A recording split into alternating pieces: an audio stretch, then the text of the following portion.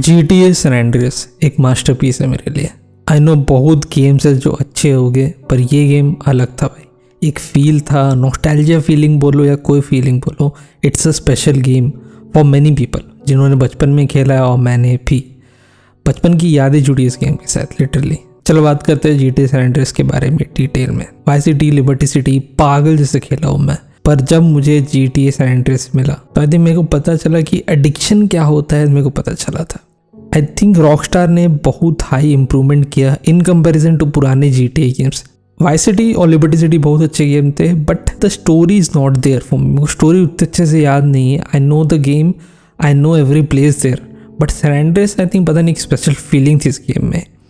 बहुत major development हुआ था गेम प्ले वाइज मान लो, स्टोरी नैरेटिव वाइज, कैरेक्टर्स अच्छे थे, साइड मिशंस अच्छे थे, म्यूजिक से लेके हर चीज़ I think it was memorable. अभी तक जितने भी GTA गेम्स आए हैं from starting to Vice City, Liberty City, San Andreas, GTA 4 and GTA 5, I think San Andreas मेरे लिए टॉप पे ही रहेगा। चाहे कितने भी नए गेम आ जाए, maybe it's nostalgia, but San Andreas की जगह रहेगी हमेशा टॉप पे। जिसने बचपन में खेला है ये गेम, हर कोई अपने बचपन की स्ट्रीट से ज़्यादा ग्रूव स्ट्रीट को अच्छे से जानता होगा, वहाँ ज़्यादा घूमा होगा।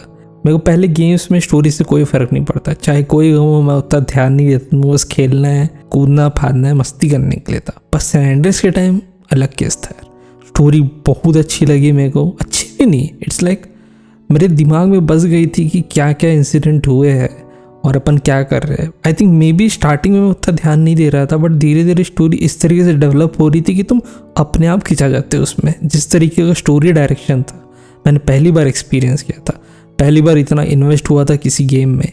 तुम इतनी बेहतरीन स्टोरी बता सकते हो without any other media like movie और anime. Other than that you can also show good story through a game. That was first time of experience में भी। मैप की बात करते चलो, मैप बहुत बड़ा था इस गेम में in comparison to Vice City, और 4 पार्ट्स में डिवाइडेड था। लॉस सैंटोस जो कि लॉस एंजलिस से इंस्पायर्ड था, कंट्री साइड के एरियाज थे जो आउटर एरियाज कहलाते थे, सैन फियरो जो कि सैन फ्रांसिस्को से इंस्पायर्ड था, एंड लास वेंचुरा जो कि लास वेगस से इंस्पायर्ड था। बहुत बड़ा मैप था उस टाइम के गेम के लिए। राइट नाउ GTA 5 और ओपन वर्ल्ड गेम बहुत बहुत बहुत बड़े रहते हैं, बट उस टाइम के लिए आई थिंक 2004 के लिए I think GTA San Andreas का मैप बहुत बड़ा था और एक्सप्लोर करने में बहुत मज़ा भी आता था। ऐसा नहीं कि आजकल क्या होता है, आजकल के गेम्स में आई थिंक ओपन वर्ल्ड बना देते हैं बट खाली रहता है, जिंदा नहीं रहती चलते। It's not like a world, it's like कि बस खाली स्पेसेस है। बट GTA सैन एंड्रियास का मैप भरा था भाई, चीज़ों से भरा था भाई।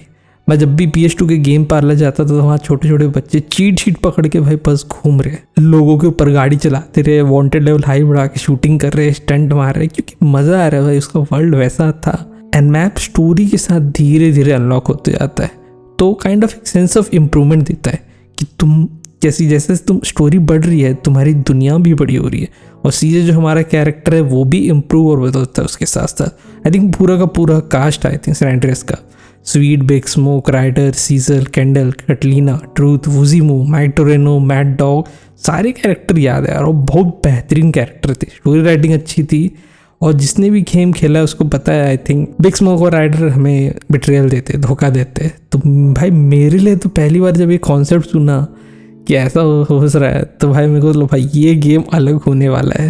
Let's talk about missions. San Andreas के मिशन उस टाइम के हिसाब से आई थिंक बहुत टॉप टियर थे। बिग स्मोक के साथ एक मिशन था जिसमें फुल गोलीबारी करके अपन मार रहे हैं, चेस सीन होता है, एकदम भारी स्टंट मार रहे हैं। एंड सेम बिग स्मोक के साथ एक और बहुत टफ मिशन है जिसकी बहुत एक फेमस लाइन है, all we had to do was follow the god damn train CJ. जो मिशन पार ही नहीं होता था भाई, पागल हो गया था मैं तो, पार कर करके हो ही नहीं रहा था। It was so difficult.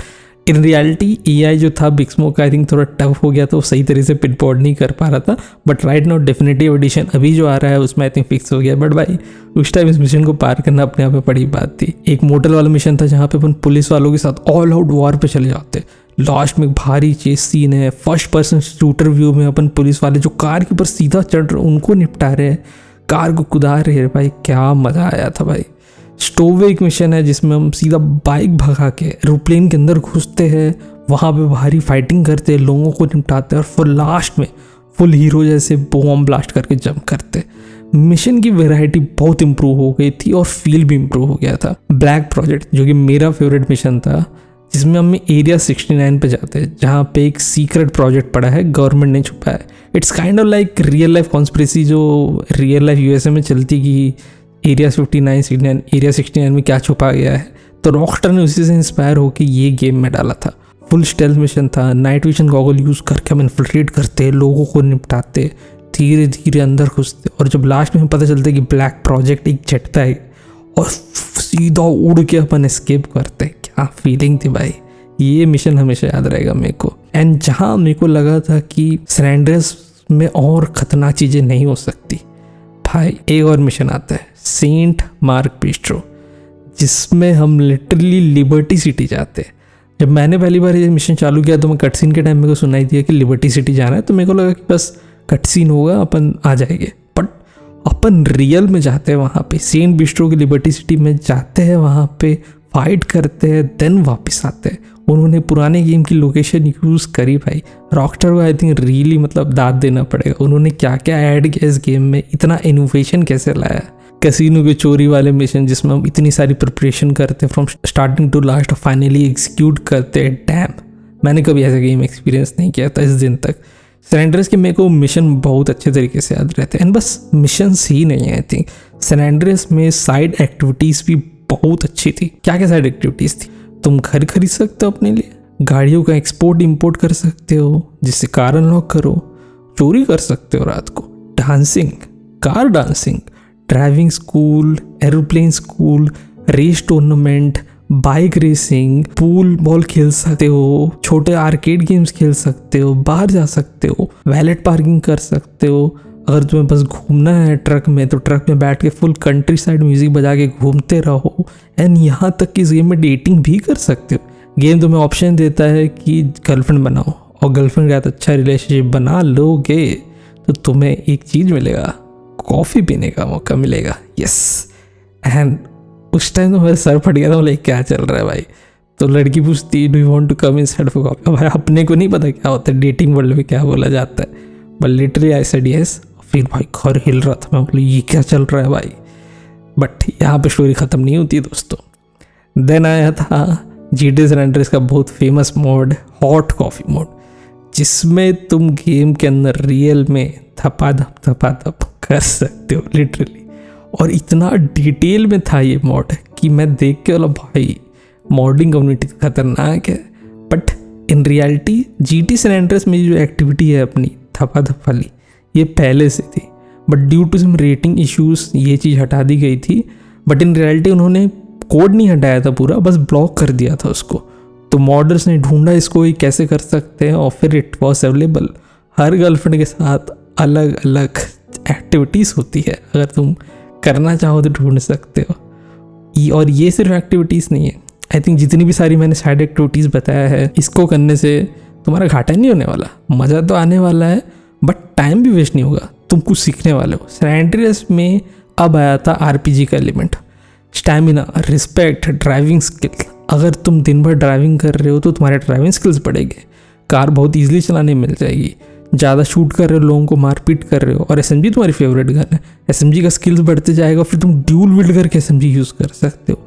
भाग रहे हो खाली कैसी मैदान में आधे घंटे से, स्टैमिना बढ़ाओ और तेज भागेगा अपना सीजे। अंडर वाटर डाइविंग करो, ब्रीदिंग कैपेसिटी बढ़ाओ। कई कई मिशन जिसमें ब्रीदिंग कैपेसिटी की ज़रूरत है उसमें फ़ायदा होगा तुम्हारा। हेयर स्टाइलिंग करो, क्लोथिंग के ऑप्शंस है, सेक्स बिल बढ़ाते हैं जिससे कि तुम गर्लफ्रेंड बना सकते हो। मसल बिल्ड करना है, जिम जाना है, फाइटिंग मूव सीख सकते हो। रिस्पेक्ट बढ़ेगा तो तुम गैंग मेंबर्स को रिक्रूट कर सकते हो ताकि तुम गैंग और टेरिटरी के लिए फाइट कर सको। क्या नहीं तो सैन एंड्रियास में यार, जो सेंस ऑफ एडवेंचर और मज़ा था मैंने किसी GTA गेम में एक्सपीरियंस नहीं किया। नॉस्टैल्जिया भी एक फैक्टर है जो मैं इसमें इंक्लूड कर रहा हूँ, क्योंकि literally it was one of the biggest factor जिसके कारण मेरे को लगता है। Now let's talk about game play wise I think बहुत हैवी इंप्रूवमेंट था इस गेम में। ड्राइविंग इन द सेंस बहुत इंप्रूव हो गई थी। पहले बार आर्केडी फील आता था, बट इसमें देयर वॉज अ रियलिज्म। अगर तुम फालतू गाड़ी चला रहे हो तो उतने अच्छे से ड्राइविंग स्किल नहीं रहेगी। अच्छी कोई स्पोर्ट्स कार चला रहे हो तो क्या भागती है और सही टाइम पर टर्न होती है। शूटिंग मैकेनिक्स बहुत इंप्रूव हो गए थे आई थिंक। पहले बस तुम शूट कर रहे हो, तुम्हें पता नहीं चलता था क्या हो रहा, बट अब शूट करने के बाद एक रेडार आता है, दिखाता है कि yellow red what is the current status of जो एनिमी, जिससे तुम पता कर सकते हो कि मारना है कि नहीं। क्राउड सिस्टम ऐड किया गया था, तो काइंड ऑफ तुम कवर की तरह उसको यूज़ कर सकते थे। पूरा फुल कवर नहीं है जैसे कि थर्ड पर्सन या फर्स्ट पर्सन शूटर गेम में होता है, but it was like a crouch and hide system, जिससे तुम क्राउच कर सकते हो, रोल करके सरप्राइज करके मार सकते हो। फुल जो ओवरऑल गेम प्ले फील था, क्लाइंब करना, स्प्रिंट करना, पहली बार किसी जीटे गेम में तुम स्विमिंग कर सकते हो, स्विमिंग ही क्या अंदर भी जा सकते हो पानी के। देन आफ्टर दैट इन्होंने स्टेल्थ का भी मैकेनिज्म डाल दिया। कई कई मिशन, जो कि मैड डॉग का एक मिशन रहता है, उसके अपन मैंशन में जाके रिकॉर्ड चुराने रहते हैं, वहाँ पे अपन स्टेल्थ का यूज़ करते हैं।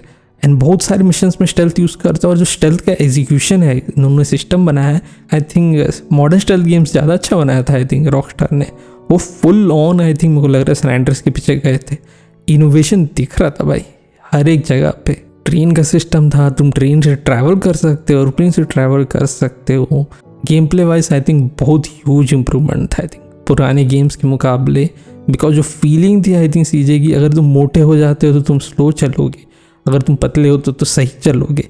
एक एक डिटेलिंग जो डाली गई थी आई थिंक सैन एंड्रियास में, आई थिंक बहुत टॉप टियर थी। एंड गेम प्ले से लेके इतनी तक जो भी चीज़ें मैंने भी इंक्लूड की है, story is the main thing जो मेरे लिए बहुत अच्छी थी। स्टोरी की स्टार्ट होती है जब अपना सीजे लिबर्टी सिटी से लॉस एंटोस आता है, क्योंकि उसकी माँ का मर्डर हो जाता है। घर जाते टाइम उसको 2 करप्ट ऑफिसर मिलते हैं, टेम्पेनी और पोलास की, ब्लैकमेल करते कि वो उसे किसी मर्डर केस में फंसा देंगे ताकि सीजे उनका डर्टी वर्क कर सके। And finally shit here we go again, the most famous line जहाँ से गेम स्टार्ट होता है। अपनी ग्रूव शीट जाते हैं, गैंग से मिलते हैं, अपने भाई Sweet, Kendl, Big Smoke, Ryder से मिलते हैं, और सीजे अपने गैंग और दोस्तों के साथ मिलकर ग्रूव शीट गैंग को वापस रिबिल्ड करने में हेल्प करता है। यहाँ से स्टोरी स्टार्ट होती है। अर्लियर के मिशंस बहुत चिल रहते हैं, तुम धीरे धीरे अपनी टीम को जानते हो, दोस्तों को जानते हो, गैंग को जानते हो। एंड देन उसके बाद एक मिशन जिसमें अपने को पता चलता है कि राइडर और बिग स्मोक हमें बिट्रे कर चुके हैं। And I think this was one of the best thing, क्योंकि हम पूरी देर उनको दोस्त मानते थे, मिशन पार कर रहे हैं तो काइंड ऑफ लाइक कि कनेक्शन बिल्ड हो रहा है राइडर और बिग स्मोक के साथ। देन बिट्रेल होता है तब ज़्यादा करता है। आफ्टर दैट अपने को पता चलता है इस जगह पे काइंड ऑफ शूटिंग चल रही है, जहाँ पे अपन जाते हैं स्वीट को बचाने का ट्राई करते हैं, बट अनफॉर्चुनेटली हमें पकड़ा जाता है।